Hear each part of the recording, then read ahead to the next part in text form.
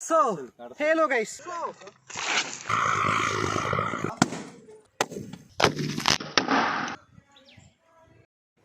First நமக்கு இது என்ன வேணும்னா ஒரு கண்ணாடி பாட்டில். எதுக்காக வந்து நம்ம கண்ணாடி பாட்டில் எடுக்கிறோம்னா இந்த ரியாக்ஷன் வந்துட்டு ரொம்ப சூடை ஜென்ரேட் பண்ணும், ஹீட் ஜென்ரேட் பண்ணும். அதனால் வந்துட்டு நம்ம கண்ணாடி பாட்டில் எடுக்கிறோம். பிளாஸ்டிக் பாட்டில்னால் உருகிரும். அந்த வந்து அலுமினியம் ஃபாயில். ஃபஸ்ட்டு வந்து நம்ம அலுமினியம் ஃபாயில் எடுத்துக்கலாம். அலுமினியம் ஃபாயிலை வந்து இப்படி எடுத்து சின்ன சின்ன பீசஸாக எடுத்து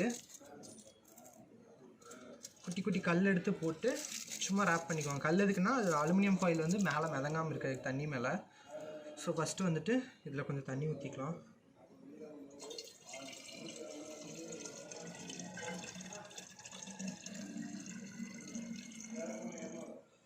ஓகே ஓகே பக்கா.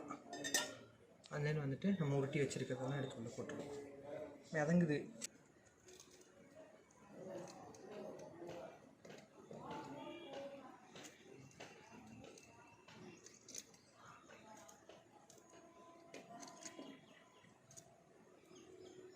எனக்கு தெரிஞ்சு போதும்னு நினைக்கிறேன்.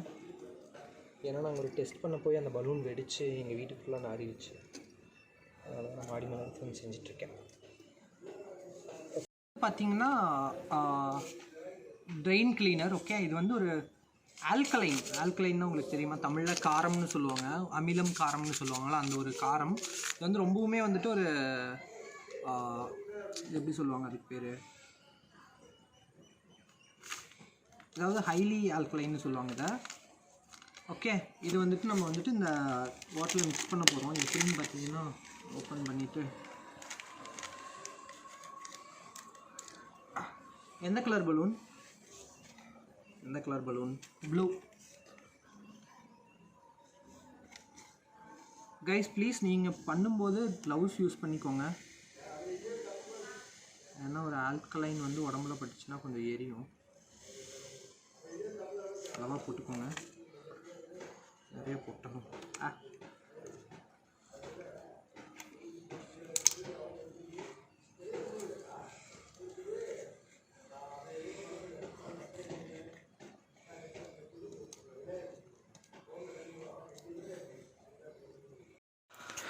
ஸோ பேசிக்காகவே வந்துட்டு ட்ரெயின் கிளீனர் பார்த்திங்கன்னா ஒரு ஆல்கலைன் காரம்.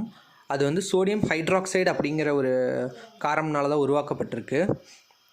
ஸோ சோடியம் ஹைட்ராக்சைடு வந்து அலுமினியம் அண்ட் தண்ணி கூட ரியாக்ட் பண்ணும்போது வந்துட்டு ஒரு எக்ஸோதெர்மிக் ரியாக்ஷன் ப்ரொடியூஸ் பண்ணும். அதாவது இந்த ரியாக்ஷனில் வந்துட்டு 400 to 500 டிகிரி செல்சியஸ் அளவுக்கு ஹீட் ஜென்ரேட் ஆகும். அண்ட் தென் பார்த்திங்கன்னா அதோட பை ப்ராடக்டாக சோடியம் அலுமினேட் கிடைக்கும். அண்ட் தென் ஹைட்ரஜன் கேஸ் கிடைக்கும். இந்த ஹைட்ரஜன் கேஸ் வந்து தான் வந்துட்டு நம்ம இந்த பலூனில் ஃபில் பண்ணுறோம்.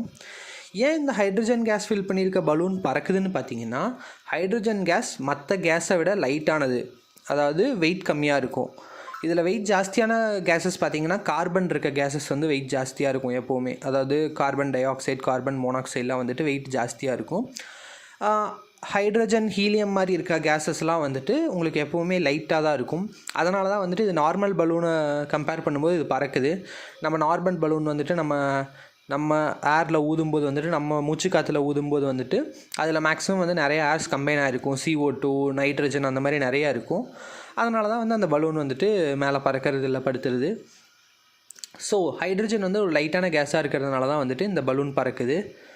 ஸோ இது ஒரு எக்ஸோதெர்மிக் ரியாக்ஷனாக இருக்கிறதுனால நீங்கள் வந்து கண்ணாடி பாட்டில் யூஸ் பண்ணுறது தான் வந்து பெஸ்ட்டாக இருக்கும். உங்களுக்கு முடிஞ்சால் ஸ்டீல் பாட்டில் யூஸ் பண்ணுங்கள். இது வந்து நான் உங்கள் ரியாக்ஷன் என்ன நடக்குதுன்னு வெளியே காட்டுறதுக்காக தான் கண்ணாடி பாட்டில் யூஸ் பண்ணியிருக்கேன். ஸோ இது ஒரு ஈஸியான ரியாக்ஷன் தான். சேஃப்டி ப்ரிகாஷன்ஸோடு யூஸ் பண்ணுங்கள். ரொம்ப நல்ல ஒரு எக்ஸ்பெரிமெண்ட் வீட்டிலேயே செஞ்சு பார்க்கலாம். ஸோ சேஃப்டி ஃபர்ஸ்ட், சேஃப்டியோடு செய்யுங்க.